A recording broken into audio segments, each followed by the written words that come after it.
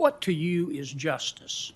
Everybody treated equally, regardless of their position in society, powerful, powerless, rich, poor, Republican, Democrat, black, white, equal treatment, equal justice under the law. I want to go a little further, press you a little bit on that. Is it justice if you have an unjust law that's applied equally?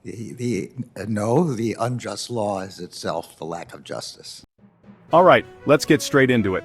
Senator Kennedy didn't waste any time grilling Attorney General nominee Merrick Garland at the Judiciary Committee hearing.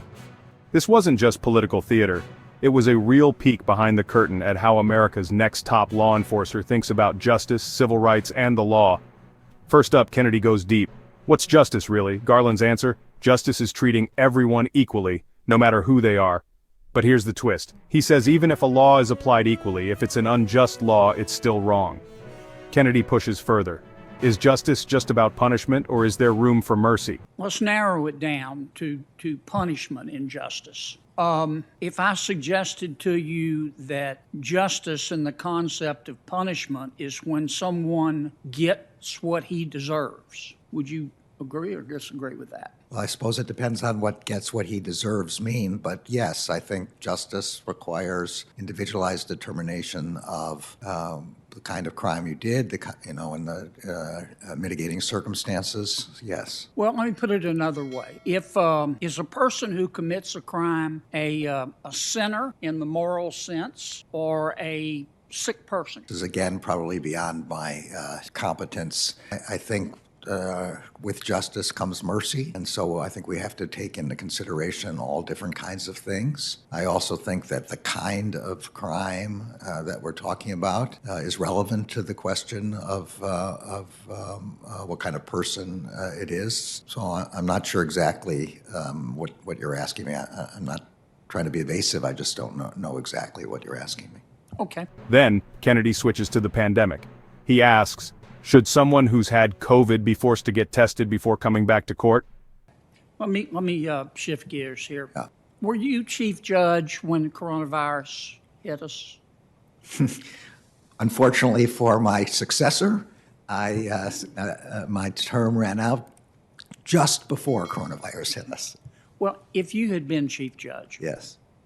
would you have adopted a rule that said if one of our employees in the court gets coronavirus and goes to the hospital and is treated and is released and wants to come back to work at the court, it would be discriminatory to ask them to take a coronavirus test? No. Okay. Isn't that what happened with a lot of our nursing homes throughout the country?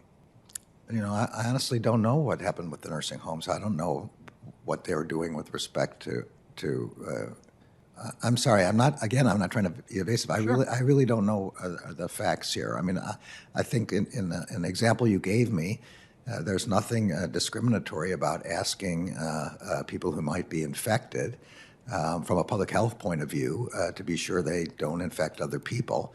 And if a determination is made they're not infected, then of course that's the end of it. Now, schools. Kennedy wants to know, at what point does keeping classrooms closed hurt poor families and kids of color so much that it becomes a civil rights issue? At what point do you think our refusal of some of our leadership in our schools to reopen becomes a civil rights violation? So, Senator, I completely agree with your description of the consequences of the school closing. I tutor two children in a neighborhood of Washington, D.C., where most of the people, students in the school are people of color, and I've been able to tutor them by Zoom every week, but they have, and they're taking classes by Zoom, and it's much more difficult, obviously, for them, although they've done terrifically, not because of me, but they have, than it would be with people with other resources. I'm sorry. It's all right. I think that, public officials have to weigh very serious competing concerns with respect to how to deal with COVID. There's just no doubt about it. On the one hand, we have to be very worried about sending kids back in their schooling. And on the other hand, we have to be very worried about not spreading the disease in a way that kills them or more importantly, not more likely, their parents or their grandparents. And Judge God, I Merrick, don't want to be the person who makes that judgment. I understand.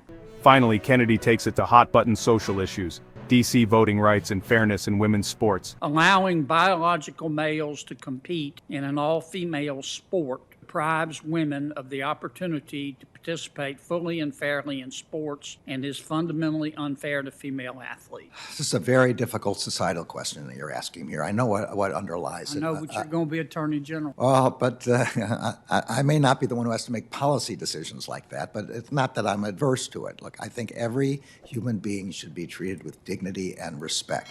So, what's the takeaway? These questions show just how complicated and personal justice can be. Garland's got a legal mind, but he doesn't forget the human side. If you want more breakdowns like this, don't forget to subscribe and hit that bell.